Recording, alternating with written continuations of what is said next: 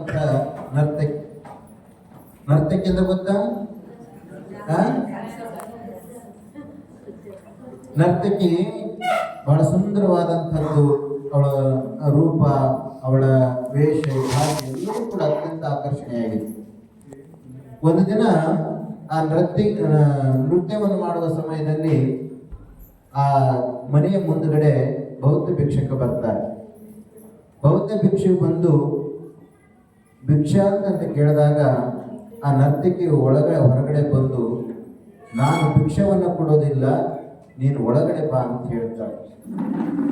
ಆವಾಗ ಸಾವಿರಾರು ಜನ ಆ ನರ್ತಕಿ ಹತ್ರ ಸುತ್ತರಿತಾ ಇರ್ತಾರೆ.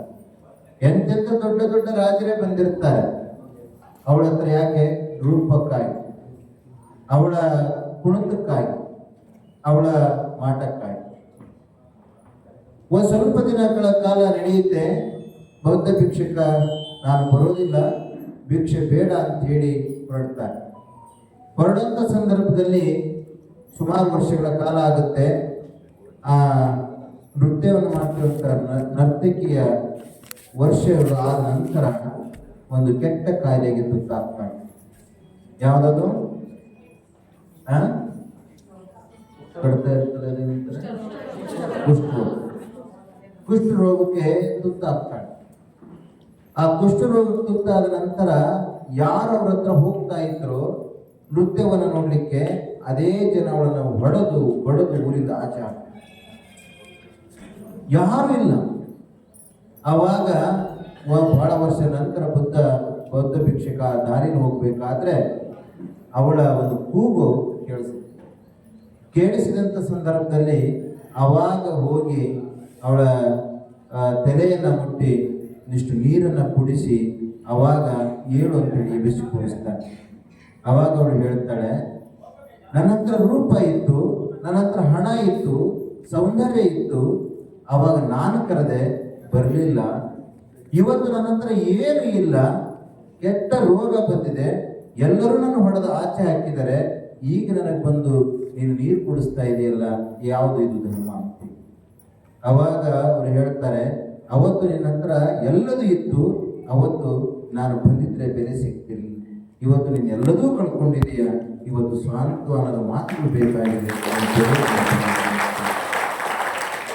ಯಾರು ಯಾವ ಕಷ್ಟದಲ್ಲಿ ಅಥವಾ ಯಾವ ಕೆಲಸ ಕನಿಷ್ಠ ಅಂತ ಹೇಳಿ ಭಾವಿಸಿದೆ, ಆ ಕನಿಷ್ಠವಾದ ಕೆಲಸವನ್ನೇ ಶ್ರೇಷ್ಠವಾದ ಕೆಲಸ ಅಂತ ಭಾವಿಸಿಕೊಂಡು ಕೆಲಸ ಮಾಡ್ತಾರೆ, ಅವರೇ ದೊಡ್ಡ ಗುರುಗಳಾಗ್ತಾರೆ. ಹಾಗಾಗಿ ಬೌದ್ಧನ ಕಾಲದಲ್ಲಿ ಅಂತ ಸಾವಿರಾರು ಬೌದ್ಧ ಗುರುಗಳಾಗಿ ಪರಿವರ್ತನೆ ಆಗುತ್ತೆ. ಬಹುಶಃ ಯಾಕೆ ಮಾತನ್ನು ಹೇಳ್ತಾ ಇದ್ದೀವಿ ಅಂತಂದ್ರೆ, ನೀವು ಮಾಡುವ ಕೆಲಸ ಅದು ಸೇವೆ ಆಗಬೇಕು.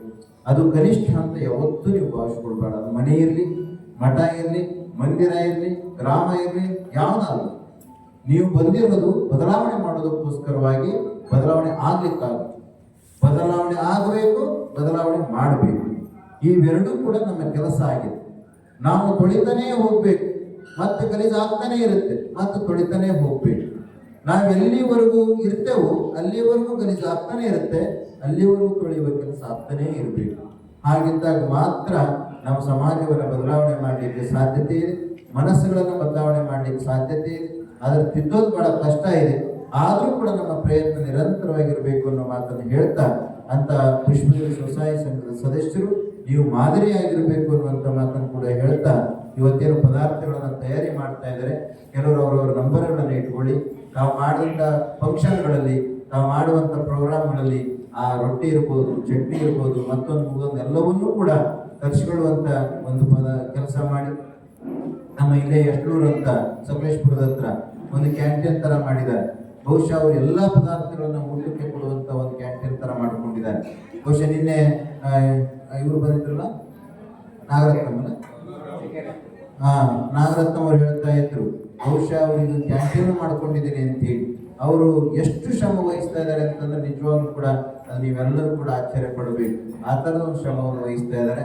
ಬಹುಶಃ ಆ ಥರದ ಒಂದು ಬದಲಾವಣೆ ಈ ಪುಷ್ಪಗಿರಿ ಸಂಘದಿಂದ ಆಗಲಿ ಅಂತ ಹೇಳಿ ಭಾವಿಸ್ತಾ, ಎಲ್ಲ ಸದಸ್ಯರು ಒಂದು ಪದಾರ್ಥಗಳನ್ನು ನೋಡಿ, ನಾವು ಯಾವುದೋ ಒಂದೆರಡು ಚಾಲನೆ ಕೊಟ್ವಿ, ಈಗ ಸಾಕಷ್ಟು ಜನ ಮುಂದೆ ಬಂದು ನಾವು ಮಾಡ್ತೀವಿ ಎನ್ನುವಂಥ ಒಂದು ಅವಕಾಶವನ್ನ ತಗೊಳ್ತಾ ಇದ್ದಾರೆ. ಅದರಿಂದ ಬದಲಾವಣೆ ಆಗಬೇಕು. ಅದು ಬಹುಶಃ ಮತ್ತೆ ನಮ್ಮವ್ರನ್ನೇ ನಾವು ಕಾಲಿಡಿದ ಎಳೆಯುವ ಒಂದು ಪ್ರಸಂಗನೂ ಬರೋದು. ಯಾರು ಅಕ್ಕಪಕ್ಕದಲ್ಲಿ ಮಾಡಿರ್ತಾರೆ ಅಲ್ಲೇ ಹೋಗಿ ಅದನ್ನೇ ಮಾಡೋದು, ಅದನ್ನೇ ಮಾಡ್ಲಿಕ್ಕೆ ಹೊರಟ್ರಿ ಅಂತಂದ್ರೆ ಅದು ಒಬ್ಬರನ್ನ ನಾಶ ಮಾಡ್ದಂಗೆ ಆಗುತ್ತೆ. ಯಾರು ಮಾಡ್ತಾ ಇದ್ದಾರೋ, ಯಾವುದು ಮಾಡ್ತಾ ಇಲ್ವೋ ಆ ಥರದ ಪದಾರ್ಥಗಳನ್ನು ಮಾಡಲಿಕ್ಕೆ ಸ್ವಲ್ಪ ಯೋಚನೆಯನ್ನು ಮಾಡಿ ಪ್ರಯೋಗವನ್ನು ಮಾಡಿ ಕೈ ಹಾಕಿ ಅನ್ನುವಂಥ ಮಾತನ್ನು ಕೂಡ ಹೇಳ್ತಾ ಮತ್ತೊಮ್ಮೆ ನಮ್ಮ ಸುಗುಣ ಅವರಿಗೆ ಹಾಗೆ ಭರ್ತಮ್ಮ ಅವರಿಗೆ ವಿಶೇಷವಾಗಿ ನಾವು ಅಭಿನಂದನೆಗಳನ್ನು ಸಲ್ಲಿಸ್ತಾ ಇದ್ದೀವಿ. ವಿಶೇಷವಾಗಿ ಆ ಭಾಗದಲ್ಲಿ ಹೆಚ್ಚು ನಮ್ಮ ಪ್ರಯತ್ನ ನಿರಂತರವಾಗಿರಲಿ ಅಂತ ಹೇಳಿ ಭಾವಿಸ್ತಾ ಮುಂದೆ